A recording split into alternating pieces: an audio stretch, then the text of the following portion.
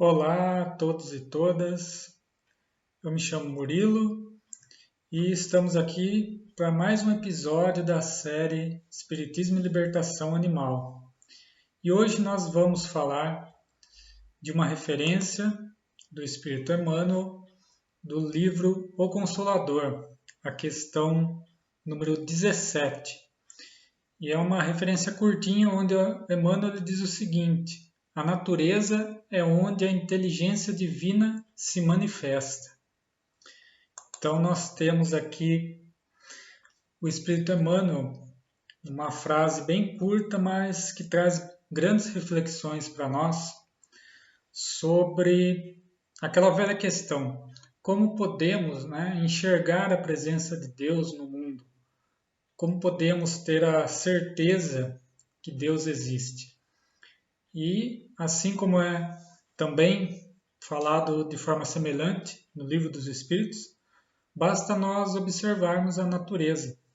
A natureza, tanto aqui do planeta Terra, como expandindo para uma visão aí do cosmos como um todo, ela obedece a mecanismos, a leis que invariavelmente nos remetem a compreender que uma inteligência suprema foi que desenvolveu, que planejou todas essas leis, todo esse conjunto harmônico que rege planetas, estrelas, sistemas, enfim, tudo que existe.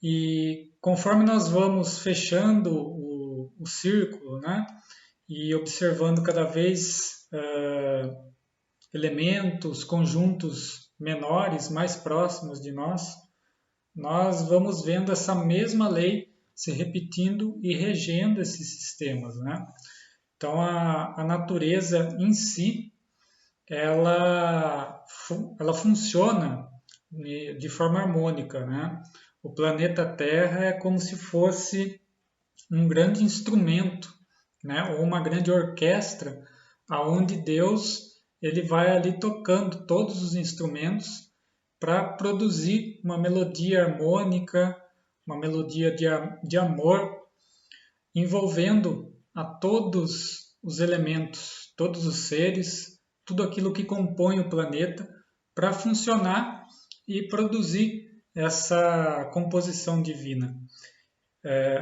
E aí nós também podemos ver que quando um ser sai fora do compasso, quebra essa sinfonia, rapidamente se vê a desarmonia acontecer, Se vê ali essa nota fora do tempo, do compasso, que estraga essa sinfonia divina. E, invariavelmente, quem faz essa nota fora é o ser humano, é a humanidade. Os demais seres, a gente sempre observa eles cumprindo fielmente com as leis de Deus. E o único que se rebela e, muitas vezes, inconscientemente, acaba querendo agir de forma mais sábia do que a própria divindade. E aí acontecem os desastres, como o que nós estamos vivenciando, essa situação de uma emergência planetária que está envolvendo a todos os seres em todos os continentes, sejam humanos ou não humanos, e o único que pode realmente mudar para que volte a tocar nessa sinfonia é o ser humano, é o único que precisa, na verdade, entrar de volta no compasso divino. Então, nós, observando a natureza, a gente vê justamente essa sabedoria, essa inteligência divina agindo. Então, se nós observarmos, por exemplo, as plantas, que até pouquíssimo tempo atrás nós achávamos que eram indivíduos isolados, indivíduos que viviam de forma ali de vegetais, vegetando apenas sem ter nenhuma inter-relação com qualquer outro ser ao seu redor.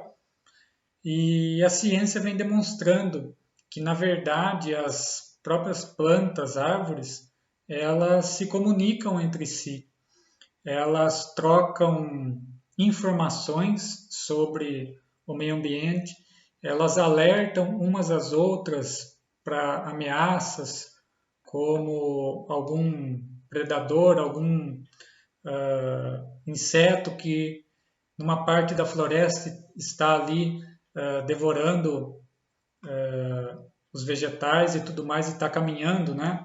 Uma nuvem de um determinado inseto que vem ali causando uma destruição, né? Com esses animais se alimentando das plantas, elas já vão comunicando às outras para começarem a liberar toxinas para se proteger ou até feromônios que vão chamar predadores daquele inseto, daquele animal que está predando as plantas para combater a eles. Então, é isso que é a inteligência divina, né? Operando de forma silenciosa na natureza. Foi descoberto, né, por exemplo, uma rede de fungos chamada micélio, onde todas as árvores elas estão interconectadas, né, pelas raízes e é através disso que elas fazem justamente essas comunicações, elas trocam informações e até elas ajudam a suprir nutrientes em outras árvores que estão precisando e não estão conseguindo ali no local onde elas se encontram. Então elas são também solidárias. Já começa ali, desde os vegetais, um ensaio de solidariedade, de caridade com o seu companheiro ao lado. E então nós vamos compreendendo que as leis de Deus, né, as leis que regem o mundo, elas todas nos falam da inteligência suprema, da inteligência de Deus. Kardec ele pergunta no Livro dos Espíritos, é a quarta questão das provas da existência de Deus. Kardec pergunta: onde se pode encontrar a prova da existência de Deus? E os Espíritos respondem: num axioma que aplicais às vossas ciências. Não há efeito sem causa. Procurai a causa de tudo o que não é obra do homem, e a vossa razão responderá. E aí Kardec comenta: para crer-se em Deus, basta se lance o olhar sobre as obras da criação. O universo existe, logo tem uma causa. Duvidar da existência de Deus é negar que todo efeito tem uma causa, e avançar que o nada pôde fazer alguma coisa. Então, a gente vê que justamente através dessa previsão, desse planejamento perfeito de Deus, que se reflete na natureza e que nós podemos ter a prova da existência de Deus, né? E a primeira questão do Livro dos Espíritos, onde Kardec pergunta: que é Deus? E eles respondem: Deus é a inteligência suprema, causa primária de todas as coisas. Então, é justamente na natureza que a inteligência divina se manifesta, que a inteligência divina mostra para nós a sua presença a todo instante, a todo momento, através das suas próprias criaturas, né? Nós temos muitos exemplos na natureza onde a quebra desse planejamento divino, dessa ordem divina das coisas, pelo homem, causou prejuízos, né? Então tem um caso muito, muito conhecido, tem documentários no YouTube, que inclusive é intitulado Como os Lobos Mudam os Rios. É uma situação que aconteceu no parque de Yellowstone, nos Estados Unidos, onde no início do século XX, fim do século XIX, início do século XX, foi feita uma caça aos lobos, né, de forma muito grande naquela região e extinguiu os lobos ali daquele parque, daquele local. e isso causou problemas muito sérios, porque aí, não tendo os lobos no local, veados, cervos e alces começaram a se reproduzir sem nenhum controle, porque não tinha mais predadores. E então eles começaram, a população aumentou, a demanda por alimento também aumentou, e eles começaram a comer os vegetais ali, as plantas, as árvores, além do, do que era o equilíbrio ali do local. E por conta disso começou a afetar até a vazão dos rios, né? Criou um desequilíbrio ambiental muito grande. E aí nos anos 90 começou a se reintroduzir lobos naquela região. E em pouquíssimo tempo o equilíbrio do local começou a ser retomado e os próprios rios começaram a fluir novamente como era no passado. Então esse é um exemplo, né, da interferência humana que causa o desequilíbrio por julgar que retirar uma espécie daquele local, né, caçar uma espécie até a extinção, não vai ter problema nenhum. Aqui no Brasil nós temos um exemplo também muito semelhante que aconteceu ali no Parque Nacional da Tijuca, no Rio de Janeiro, onde no final do século XIX o desmatamento ele causou ali naquele local a extinção das cotias e consequentemente depois foi feito uma reflorestação, só que ainda assim o local não se reequilibrava. E aí descobriu-se que as cotias elas são responsáveis por disseminar as sementes na floresta, né? E aí foi reintroduzido as cotias na região e foi retomando o equilíbrio, o reequilíbrio da natureza ali no Parque Nacional da Tijuca.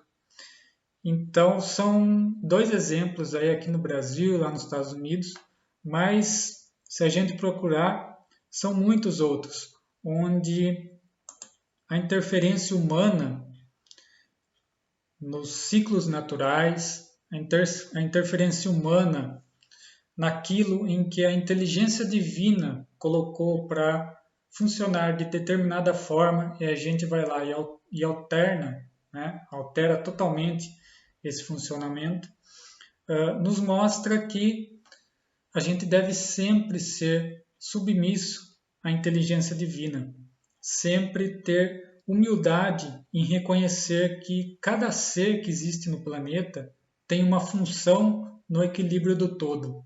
Não está ali à toa, Deus não criou aquele ser para servir ao ser humano, como os espíritos nos dizem, Kardec nos diz, que nenhum ser que existe no planeta foi criado em função do ser humano, mas em função do equilíbrio geral. Assim como nós também devemos ser agentes do equilíbrio geral da natureza, do planeta, da sociedade, enfim. Então, o nosso espelho das leis de Deus, onde se encontram as leis de Deus de modo concretizado no planeta, né, materializado, está na natureza.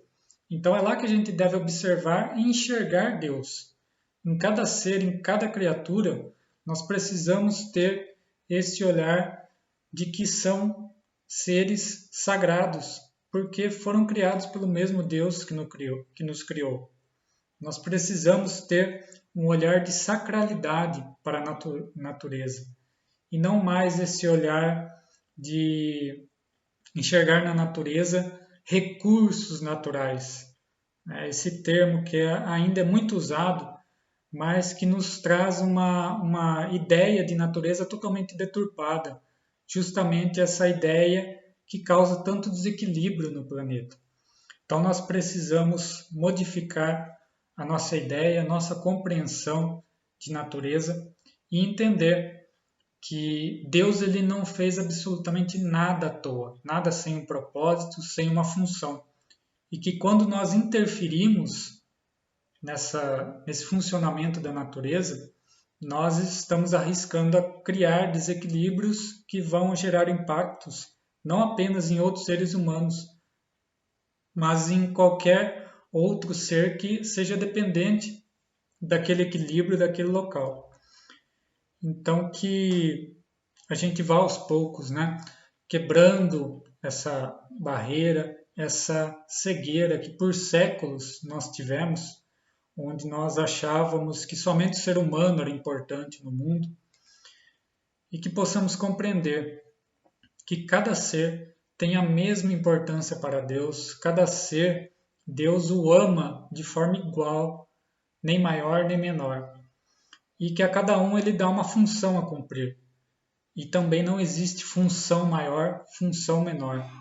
Existe apenas a necessidade de realizar muito bem o trabalho que Deus conferiu a cada ser, a cada um de nós, aonde nós estivermos, da melhor maneira que nos for possível. Então que a gente possa sempre ser um agente colaborador das leis divinas e não um agente que vá causar desequilíbrio nas leis divinas, nas leis da natureza.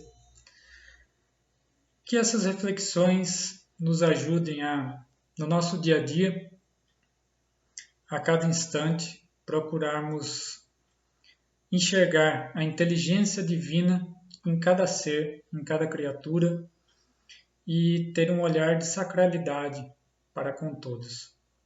Então agradeço a atenção, agradeço a oportunidade de reflexão e semana que vem um outro companheira estará aqui realizando mais uma explanação em torno das muitas referências que a doutrina espírita nos traz sobre a natureza, os animais e a interligação entre todos os seres.